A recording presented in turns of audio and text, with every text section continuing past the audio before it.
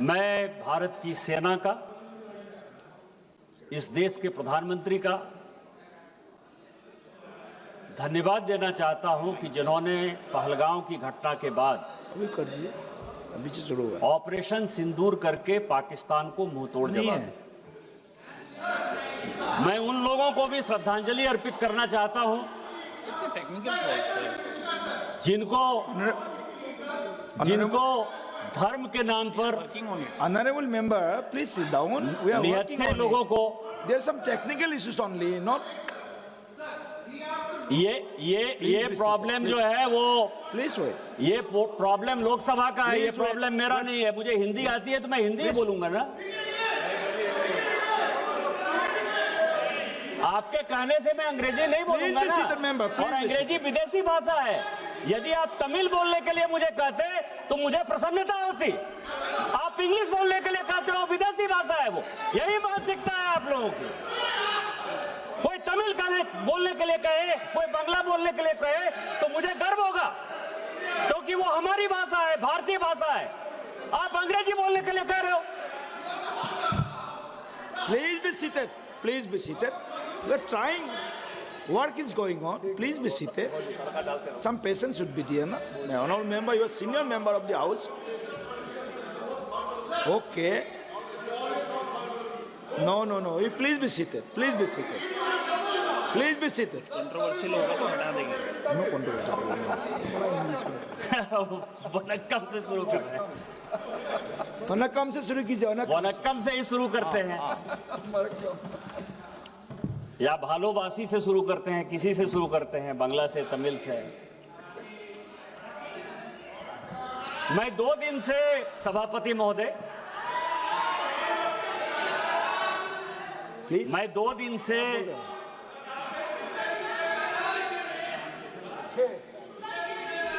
अरे मैं तो वही बोल रहा हूँ, थोड़ा सा patience please. Some technical issues is there, so working on it, please please.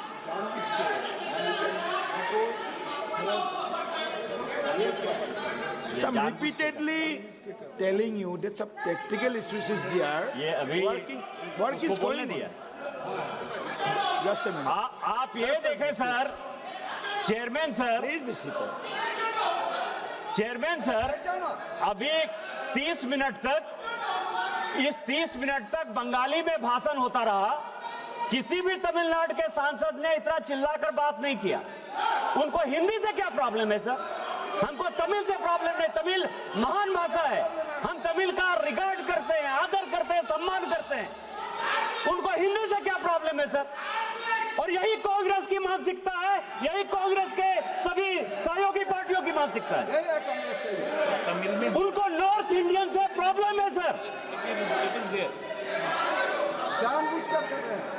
Hindi बोलना इस देश में गुनाह हो गया सर। और एक दिन ऐसा होगा कि पूरा का पूरा देश जो है वो इंग्लैंड हो जाएगा, अंग्रेजों के गुलाम हो जाएंगे सर।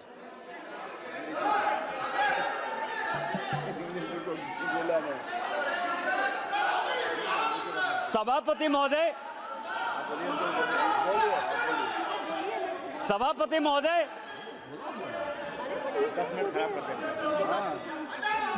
मेरा समय बर्बाद हो रहा है सर, मेरा समय बर्बाद हो रहा है, और वो समय इंक्लूड होगा इसमें सर। पूरा समय दे देना सर, पूरा समय दे देना।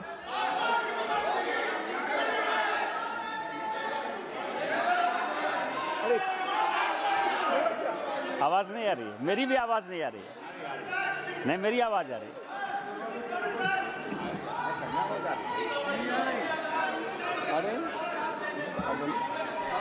तमिल और सुनाते हैं क्या इनको तमिल का ट्रांसलेशन सुनाइए? आ रही है आवाज, आ रही है आवाज, आ गई, सुनिए। Please be seated. अभी आ रहे हैं, आ गई, please be seated, please be seated. आवाज आ गई ना? आप सुन रहे हैं? ट्रांसलेशन पूरा कंप्लीट है। तमिल चलिए ठीक है।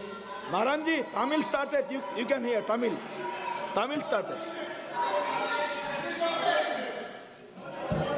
English is also coming. Please try to hear in Tamil. Tamil is the oldest language. Tamil is a pride of India. Tamil is the oldest language of India. Please listen. Tamil, please listen. Tamil. आप बोलिए। सभापति महोदय, Please be seated. Please be seated. सभापति महोदय, अभी कांग्रेस की English is okay. महासचिव और सांसद प्रियंका जी काफी कुछ बोलकर गई और उन्होंने कहा कि इतिहास से कोई मतलब नहीं है, वर्तमान में जी। जो व्यक्ति, जो देश, जो समाज इतिहास को भूलता है वो अपने आप को मिट्टी में मिला लेता है। इतिहास से सीखना चाहिए, वर्तमान में जीना चाहिए। और इस पार्लियामेंट में और इस देश में जिन दो चीजों पर बात होती है सभापति महोदय, हम लोग किस चीज पर चर्चा करते हैं? हम लोग या तो कश्मीर पर चर्चा करते हैं या चीन पर चर्चा करते हैं। इन्हीं दो चीजों पर चर्चा करते हैं। और प्रियंका गांधी और राहुल गांधी जी को लगता है कि नेहरू जी पर उनका एक स्टाम्प है। नेहरू जी आपके नाना हो सकते हैं, दादा हो सकते हैं, इस देश के वो पहले प्रधानमंत्री थे और उनके किए हुए कारनामे पर प्रश्न उठाने का मुझे पूरा अधिकार है। आपकी कोई गारंटी नहीं है, आपकी कोई यूएसपी नहीं है, वो इस देश के प्रधानमंत्री हैं। और यदि लम्हों ने खता की, सदियों ने सजा पाई, तो हम जो सजा पा रहे हैं उसके बारे में प्रश्न उठाने का मुझे पूरा अधिकार है। एक किताब है सर जो नेहरू जी ने खुद लिखी और इस समाज को, इस देश को जानने का अधिकार है। उन्होंने लिखा, उनकी किताब है glimpses of world history. Chair पे आना है 4 बजे से। और वही कांग्रेस की मानसिकता और विपक्षी पार्टियों की मानसिकता वहीं से निकलती है। ग्लिम्सेस ऑफ वर्ल्ड हिस्ट्री में सभापति महोदय, नेहरू जी ने लिखा कि मोहम्मद गजनी जिसको गजनी और गोरी जिसको कि हम लुटेरा मानते हैं, जो आज का टेररिस्ट जिसको कहते हैं, वो उस जमाने का टेररिस्ट हुआ करता था। उसको वो कहते हैं कि वो वॉरियर था। उसको वो कहते हैं कि वो केवल अपने अंपायर को एक्सपेंड करने के लिए आया था और उसने हिंदुओं पर कोई जुल्म नहीं किया। ये ग्लिम्सेस ऑफ वर्ल्ड हिस्ट्री में खुद मिस्टर नेहरू लिखते हैं। और यही आज की मानसिकता है। और दूसरी मानसिकता जिसमें कि नेहरू जी के किए हुए कामों पर ये परिवार क्वेश्चन उठाता है। मैं आपको बताऊं कि पाकिस्तान, जिसको कि माननीय गृह मंत्री जी ने बोला, मैं उसको आगे बढ़ाना चाहता हूं कि आखिर पाकिस्तान क्यों बना। और ये मैं सभी को बताना चाहता हूं कि पाकिस्तान क्यों बना। पाकिस्तान दो लोगों ने बनवाया, एक का नाम था मिस्टर जिन्ना, दूसरा का नाम था लियाकत अली। जब 1946 में, Please. जब 1946 में लियाकत अली इस देश का कट्टर नागरिक होना चाहता था। लियाकत अली वेस्टर्न उत्तर प्रदेश का था और वो यहीं बैठकर राजनीति करना चाहता था। 1946 में जब संविधान सरकार बनी, मिस्टर नेहरू ने और लियाकत ने अपनी आत्मकथा में लिखा है कि नेहरू ने अपनी बहन विजय लक्ष्मी पंडित को 1946 में जब मॉस्को का राजदूत बनाया, उस चीज से लियाकत इतना दुखी हुआ, परिवारवाद से इतना दुखी हुआ कि उसने उसी दिन डिसाइड कर लिया कि जिस दिन भारत का पार्टीशन होगा मैं पाकिस्तान चला जाऊंगा, और पाकिस्तान और हिंदुस्तान का बंटवारा हो गया। वही परिवारवाद आज कांग्रेस को यहां तक ले आई है सर, इस देश को यहां तक ले आई है। अब मैं आपको बता रहा हूं कि हम लोग कश्मीर पर बात करते हैं, 370 पर बात करते हैं। Please, please. प्लीज बैठिए, प्लीज बैठिए, प्लीज बी सीटेड, प्लीज। माननीय सदस्य बैठिए। मैं डोंट, प्लीज सुनिए इनको। सर ये कांग्रेसियों की आदत है, ये मुझे बोलने नहीं देते। ज्यादा सुनना पड़ेगा फिर। मैं आपको बताऊं सर, अभी पूरा डेलीगेशन, हम लोग 7 डेलीगेशन गए, संजोग से मैं भी उस डेलीगेशन का पार्ट था। हमने यह कहा सभापति महोदय कि 370 जो है वो विशेष तौर पर ऐसी परिस्थिति में लगाया गया जिसके लिए वो हकदार नहीं था। इसकी कहानी समझिए सर कि आखिर 370 क्यों लगा और ये कश्मीर का प्रॉब्लम क्यों है जिसके कारण कि पूरे देश में लड़ाई है। जब 1942 में भारत छोड़ो आंदोलन हुआ, पूरे देश की जनता भारत छोड़ो आंदोलन कर रही थी। हम अंग्रेजों भारत छोड़ो का आंदोलन कर रहे थे। कश्मीर एक ऐसा जगह था सभापति महोदय कि वहां शेख अब्दुल्ला साहब राजा कश्मीर छोड़ो का आंदोलन चला रहा था। ये ऐसा यदि करेंगे सर तो कभी भी कांग्रेस वाले नहीं बोल पाएंगे। ये जो रनिंग कमेंट्री है ना सर, ये जो वर्षा गायकवाड़ है, अब आप समझिए कि इसको इतना भी नहीं पता है कि लॉबी में कोई चलता है तो हंसी मजाक होता है, न्यूज बनाती है, इतना भी नहीं पता है। आप ये समझे सभापति महोदय, मैं आना चाहता हूं विषय पर कि जब शेख अब्दुल्ला का राजा भारत छोड़ो आंदोलन चल रहा था तो जिन्ना बहुत तेज थे।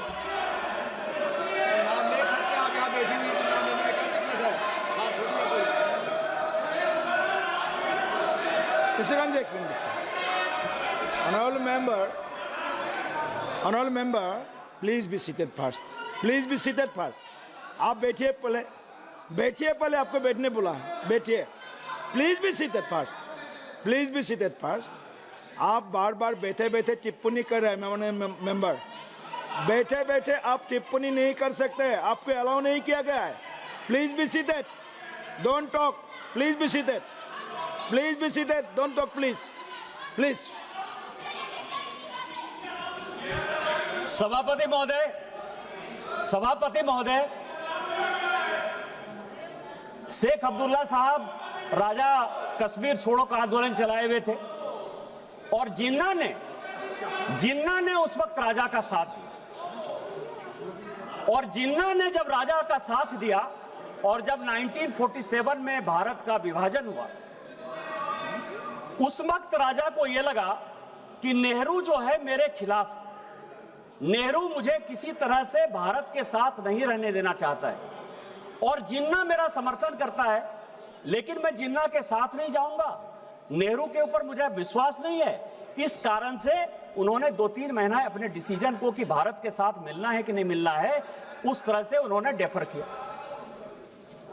लेकिन जब उन्होंने फिर एग्रीमेंट साइन किया, वो वही एग्रीमेंट था सभापति महोदय जो 600 राज्यों ने अलग अलग इंस्ट्रूमेंट ऑफ एक्सेशन साइन किया।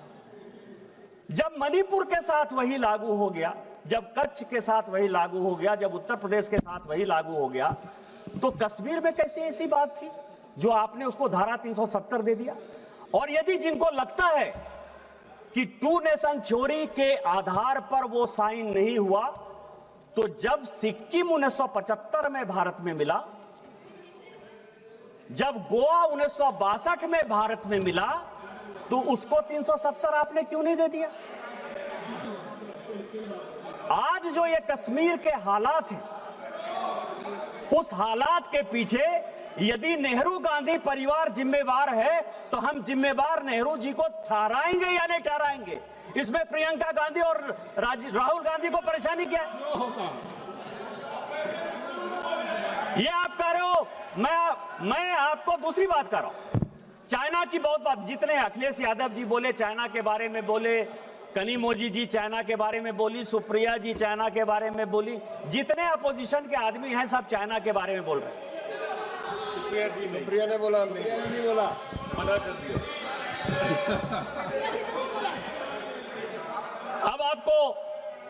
अब आपको मैं बताऊं सर, इस देश में क्या क्या हुआ सभापति महोदय। 1985 का एक CIA का डॉक्यूमेंट हमने रिलीज किया, खुद ही ट्वीट किया, और उसने ये कहा कि कांग्रेस पार्टी के 40% सांसद सोवियत रूस के लिए मुखबिरी करते थे, उनसे पैसा लेते थे, उनसे पैसा लेकर चुनाव लड़ते थे। आज तक कांग्रेस के किसी आदमी ने उसके ऊपर डिफेमेशन नहीं किया। कोई खंडन नहीं। 1962 के युद्ध के पहले 1961 में बेलग्रेड सम्मेलन हुआ। मैं आपको बता रहा हूं कि आप लोगों ने कहा कि पड़ोसी देश ने क्या किया।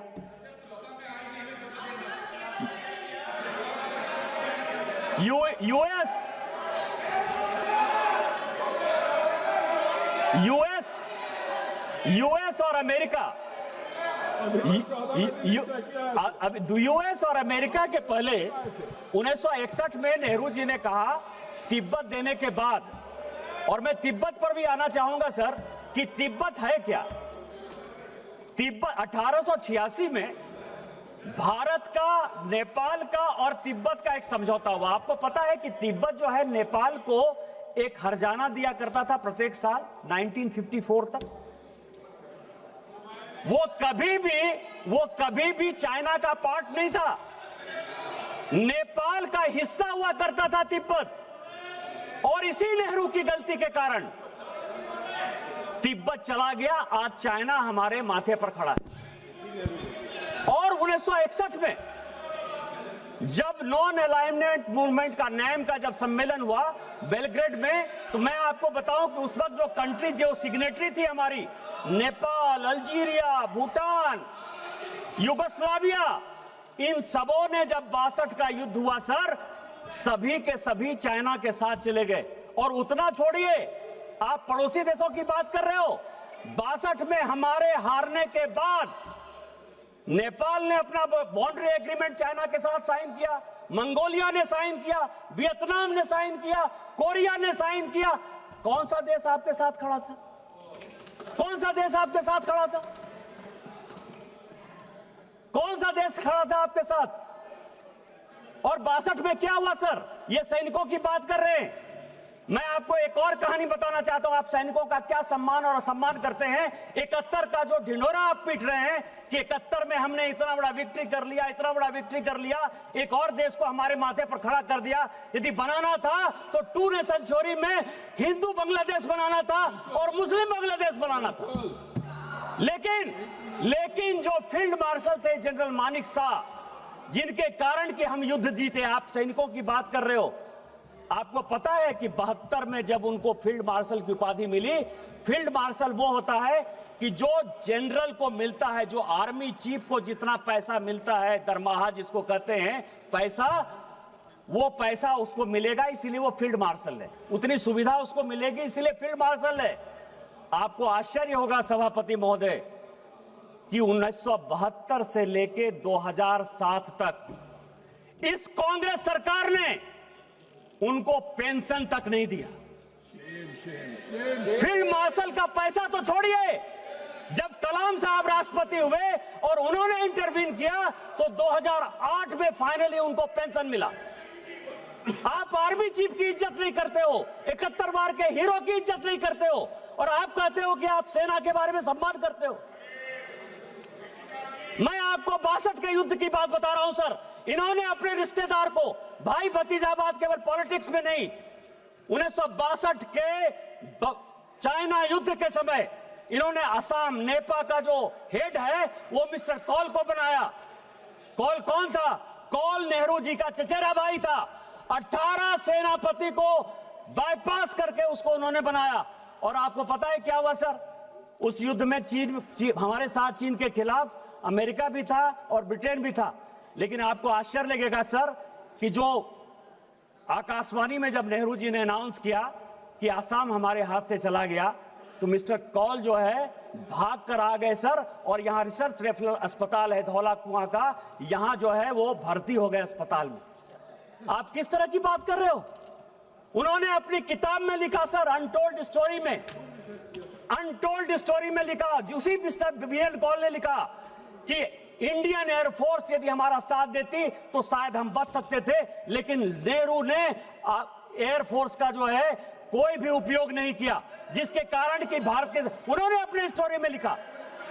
और इसके बाद में एक और कहानी बताना चाहता हूं सर, जो अनटोल्ड स्टोरी में हुआ कि एक आर्मी चीफ ने आर्मी चीफ ने, रिटायर्ड आर्मी चीफ ने, गिरिराज जी, ये बड़ा महत्वपूर्ण है, जयंती शिपिंग कंपनी बनाई, जयंती शिपिंग कंपनी बनाई सर। उस वक्त 1000 करोड़ का, उस वक्त 1000 करोड़ का बैंक लोन ले लिया जयंती शिपिंग ने। उसको जो है उस तेजा ने, रवि तेजा जिसका कंपनी का नाम था, उसने लंदन में मकान लिया। और आपको पता है, आपको पता है मधुलिमिया जी ने इसी हाउस में कहा, इसी हाउस में कहा सभापति महोदय कि तेजा साहब जो है राजीव गांधी का और संजय गांधी का रहने का खर्चा और पूरे पढ़ाई का खर्चा वो जयंती शिपिंग का मालिक तेजा देता था। इस तरह की बातें कर रहे हो आप, हमसे एयरक्राफ्ट का हिसाब लेते हो। 62 के युद्ध में, 62 के युद्ध में, 65 के युद्ध में, 71 के युद्ध में कितने एयरक्राफ्ट गिरे ये आपको पता है। ये पार्लियामेंट में आज तक डिस्कस नहीं हुआ, हमने इसका कभी हिसाब नहीं मांगा। आईएमएफ का लोन 1948 से लेकर 2010 तक, यदि मुझे बताओगे तो मैं ये बताऊंगा कि पाकिस्तान को 1948 से लेकर 2010 तक आईएमएफ और वर्ल्ड बैंक लोन देता रहा। आपने एक बार भी उसके ऊपर क्वेश्चन नहीं किया। लेकिन हमने जो है, जब अभी ऑपरेशन सिंदूर के बाद आईएमएफ और वर्ल्ड बैंक लोन लेना चाहती थी, हमने विरोध किया। भारत ने पहली बार विरोध किया। आप सुनना चाहते हो, 65 के युद्ध में 45 एयरक्राफ्ट आपने यूज किया। 1971 के युद्ध में 71 एयरक्राफ्ट आपने लूज किया। आपसे कभी किसी ने हिसाब पूछा? हम देशभक्त नागरिक हैं। भारतीय जनता पार्टी का जन्म ही उसी से हुआ है। श्यामा प्रसाद मुखर्जी जी ने इस कश्मीर को बचाने के लिए अपना बलिदान दिया है। माननीय नरेंद्र मोदी जी ने 1952, 92, 93 में झंडा फहराने के लिए अपने जान की परवाह नहीं की। हमारे लिए एक एक नागरिक महत्वपूर्ण है। आतंकवादी को मिट्टी में मिलाएंगे, पाकिस्तान ऑक्युपाइड कश्मीर को भारत का अंग बनाएंगे। यही हमारा संकल्प है, यही हमारा न्यू नॉर्मल है। और जिस दिन ये बनेगा उस दिन भारत एक होगा। आपने मुझे मौका दिया। इन्हीं शब्दों के साथ जय हिंद, जय भारत।